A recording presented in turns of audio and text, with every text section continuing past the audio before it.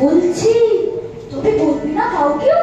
বাঘ বলল, পাগল বলে আমায় পিঠে নিয়ে লেজ নাড়িয়ে উড়ে চললো মেঘের ভেতর দিয়ে। মেঘ ছাড়িয়ে আকাশ এবং তারপরে সেই মাঠ, মাঠের শেষে ক্ষীরের নদী, শান বাঁধানো ঘাট। বাঘ বলল, ওই ওখানে মায়া কমল গাছে রাক্ষস এবং রাক্ষসীরা মুখ লুকিয়ে আছে। শুনেই আমার বুকের ভেতর মেঘ গুড় গুড় গুড়। বাঘ বলল, চিনতে পারো? এই তো অচিনপুর। এখানেই তো রাজ করবে দুধকুমারীর বাড়ি। দেখতে যাবে? যেতেই হবে, নইলে কিন্তু আড়ি। বলতে বলতে সোনার মোড়া 7টা ঘোড়ার রথে আমায় নিয়ে বাঘ বন্ধু উড়ল আকাশ পথে। হঠাৎ আমায় চমকে দিয়ে আকাশ কালো করে দুধ দাঁড়িয়ে বৃষ্টি এলো ঝড় ছিল জোরে। বুকের মধ্যে আঁকড়ে ধরে আকার খাতা খানা। আমি বললাম, বৃষ্টি আমায় ভিজিও না ভাই। না না।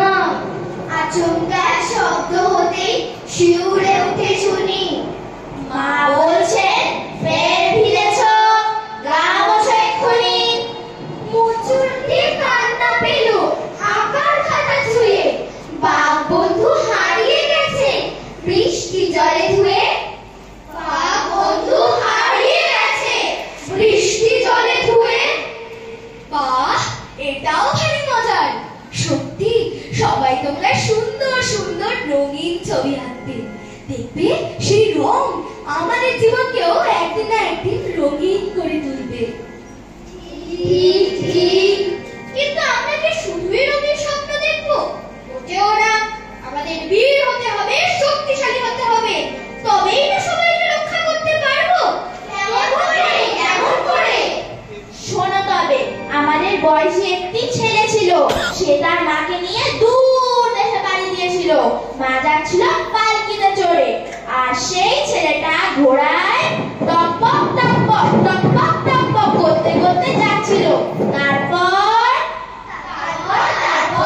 তারপর তারা এমন একটা জায়গায় এসে উপস্থিত হলো যে খোকা বলল, সেই ছেলেটা শোনাও না মা আবার, সেই যেটা খুব প্রিয় ছিল তোমার এবং বাবার। মা বলল, তুই তো দেখি জ্ঞানের বড় বৃক্ষ রে। কার লেখা, কি নাম ধরা তার, বল তো আগে ঠিক করে।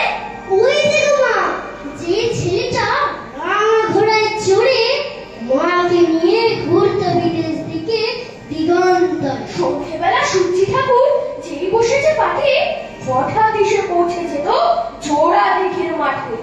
মা গো, তুমি বলতে পারো জায়গাটা ঠিক কোথায়? সত্যি কিংবা ভয়ে চলে যায় মরা নদীর সোতায়?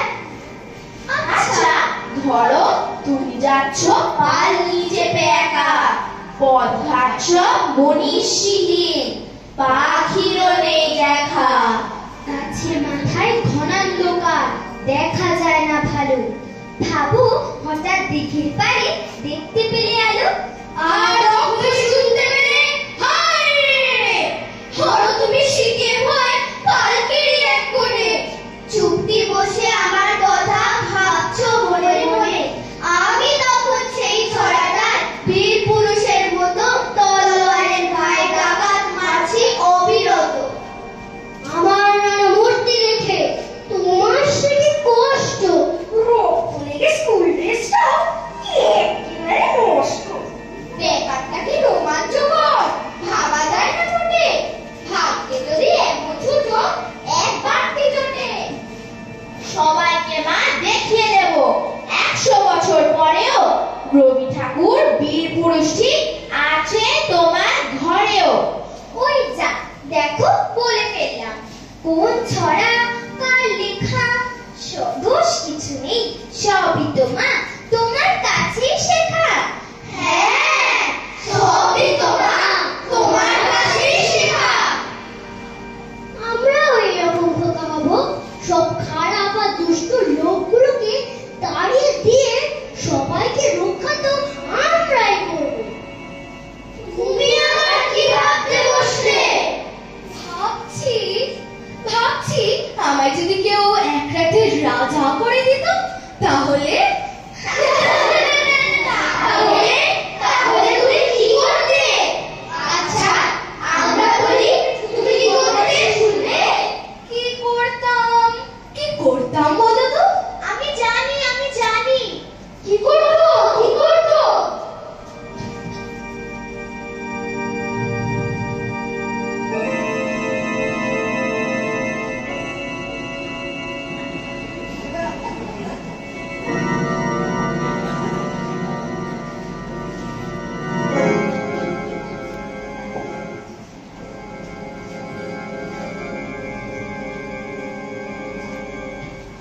আমায় যদি হঠাৎ কোনো ছলে কেউ করে দেয় আজকে রাতের রাজা, করে গোটাটা হয় তাই জানি, দু এক জনায় খুব বসে দি সাজা।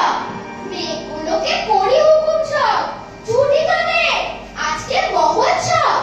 বৃষ্টি ফোটার ফেলিছি কঞ্চি, ঝুলিয়ে ঝালর থাকি চতুর্দিক। দিন দরিয়া মেজাজ করে কই, বাঁধগুলো সব ফুর্তি করে বাজা। আমায় যদি হঠাৎ কোনো ছলে কেউ করে দেয় আজকে রাতের রাজা, হাওয়ায় বলি হল্লা করে চল, তারার বাতি নিভিয়ে দলে দল। অন্ধকারে সত্যি কথা শেষে, রাজকন্যা পদ্মাবতীর দেশে। ঘুমে পুরীর সেপাইগুলো ধরে, তাদের ধরে খুব কষে দি সাজা। আমায় যদি হঠাৎ কোনো ছলে কেউ করে দেয় আজকে রাতের রাজা, ওলট পালট করে বিশ্বখানা, ভাঙে যেথায় যত নিষেধ মানা। মনের মতো দারুণ করি কটা, রাজা হওয়ার খুব বসে দি ঘটা। সত্য তা সে যতই বড় হোক, কঠোর হলে দি তাহারে সাজা। আমায় যদি হঠাৎ কোনো ছলে কেউ করে দেয় আজকে রাতের রাজা। ওমা, আচ্ছা এরকম আবার হয় নাকি? মেঘ, রোদ, আকাশ, বাতাস আবার কথা বলতে পারে নাকি? আরে তো শুনবে?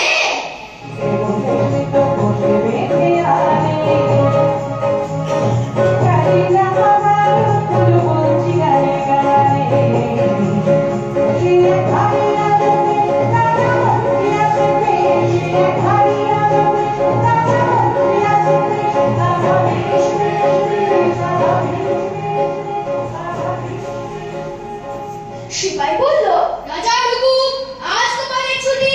আকাশ বলল, আমি তো রোজ সকাল সকাল উঠি, গাছের পাতায় আলো মাখাই, নদীকে দিই ঢেউ। সিপাই বলল, আজ থেকে সব করবে অন্য কেউ। মঠি বলল, হুজুর, গরিব লোকের ঘরে কল্পনা বিনি পয়সায় কি হবে এরপরে? সিপাই বলল, রাজার আদেশ, খুঁজছে বুকের পাটা, খাল দিলে না করবে সে কাজ, তোমার ওটা কাটা।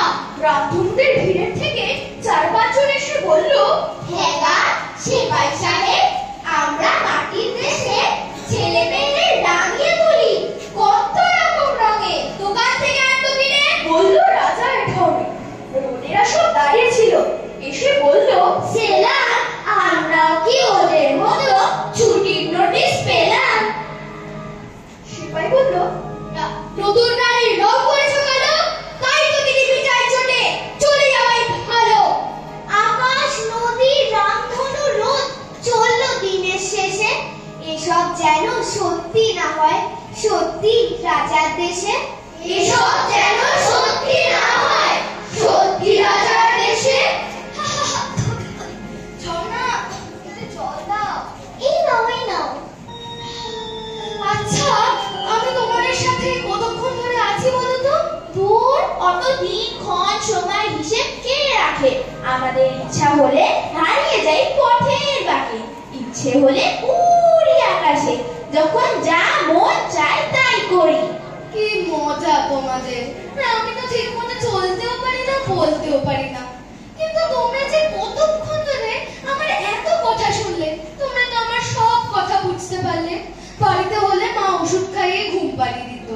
দেখো তো এখন কত আনন্দ হচ্ছে, হাওয়া ধরছে না তো, ক্লান্ত লাগছে না তো, ঘুম পাচ্ছে না তো।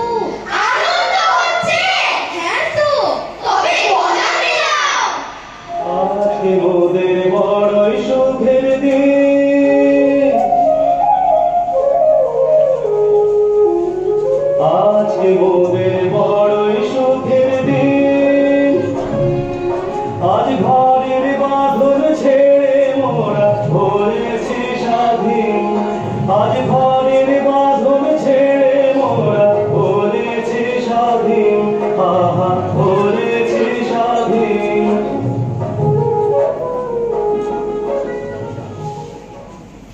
জানো তো, বাবা মা আর বাড়ির বড়রা সবাই বলছে সময়টা দ্রুত বদলে যাচ্ছে, কিছুই আর ভালো নেই। মানুষ তার মান আর হুঁশ দুটোই হারাচ্ছে। তোমরা বলতে পারবে এমন কেন হচ্ছে? শোনো, যত খারাপই হোক না কেন, আমাদের ভালো থাকার উপায় খুঁজে নিতেই হবে। সব সময় ভালো চিন্তা করবে, কারো ক্ষতি করবে না, বড়দের কথা শুনবে আর ভালো করে পড়াশোনা করবে, তবেই দেখবে সব ভালো হবে।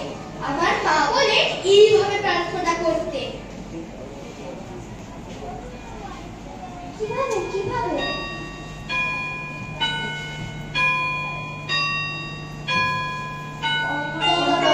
বিকশিত করো অন্তর তরফে, নির্মল করো উজ্জ্বল করো সুন্দর করো হে, জাগ্রত করো উদ্যত করো নির্ভয় করো হে, মঙ্গল করো নিরলস নিঃসংশয় করো হে, অন্তরমহ বিকশিত করো অন্তর করো হে। এবার আমরা আসি ভাই, চলো তোমাকে ঘরে ফিরিয়ে দিয়ে আসি। হ্যাঁ হ্যাঁ হ্যাঁ, চলো চলো, মা আবার চিন্তা করবেন। আর সবাই আয়, ওকে ধরে ধরে ঘরে দিয়ে আসি।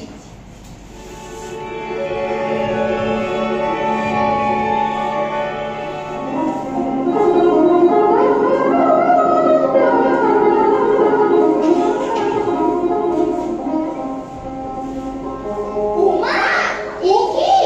এদের নিজেই উঠে নিজেই হাঁটতে পারছে। দেখো দেখো, আমার মনের বন্ধ জানলাগুলো যেই তোমরা খুলে দিলে, অমনি আমার সব বাঁধন টুটে আমার আমি বেরিয়ে এলো।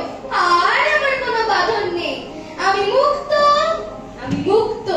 থাকবো না আর বদ্ধ ঘরে, দেখবো এবার জগৎটাকে কেমন করে ঘুরছে মানুষ জোগাড় করে ঘুরলি হবে। জীবন জুড়ে আনন্দ হাসি আর ভালোবাসা নিয়ে বেঁচে থাকাই তো জীবনযাপন করা।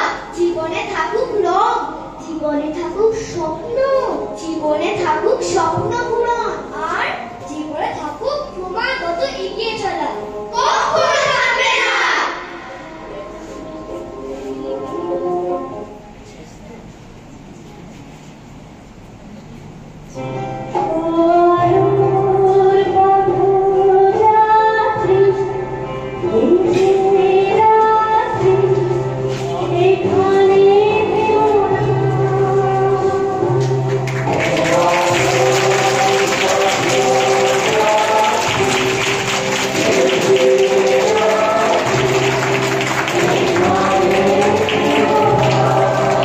ঘড়িতে ঠিক 9টায় আমরা শুরু করেছিলাম, 6টা 5 নাগাদ।